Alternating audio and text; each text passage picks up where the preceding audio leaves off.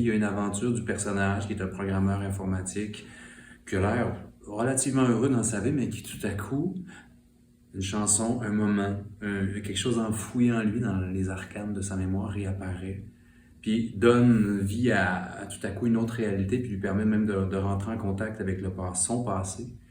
Je trouve que c'est une réflexion aussi intéressante sur la mémoire, sur le legs, sur l'héritage, puis qu'est-ce qu'on sait des vieux qui nous ont précédés, de nos aïeuls, nos aïeux, nos aïeux. Qu'est-ce qu'on sait d'eux, de nos ancêtres? Qu'est-ce qu'on garde d'eux, peut-être consciemment ou inconsciemment?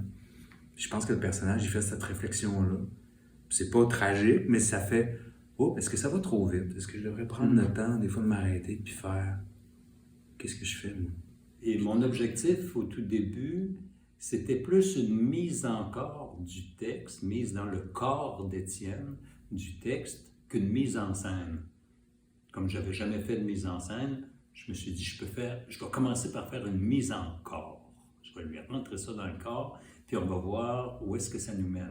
Puis j'ai volontairement voulu que la gestuelle ne soit pas une illustration de ce que les mots nous disent.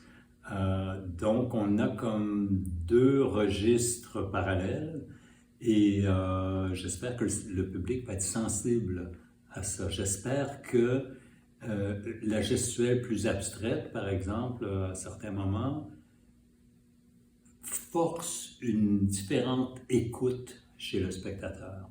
Qu'on n'écoute pas les mots de la même manière que si le geste était là pour répéter ce que dit déjà le texte. C'est ça. J'ai l'impression de faire, je le dis souvent, du split. On dirait que mon corps, des fois, se sépare en deux, où il fait le fameux exercice de je dis des mots, puis je fais deux mouvements différents.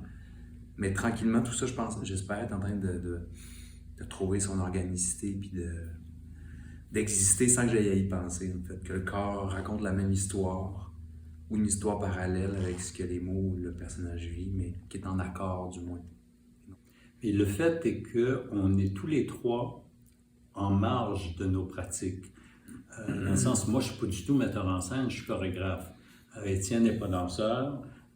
J'ai l'habitude de travailler avec des danseurs, pas avec des acteurs.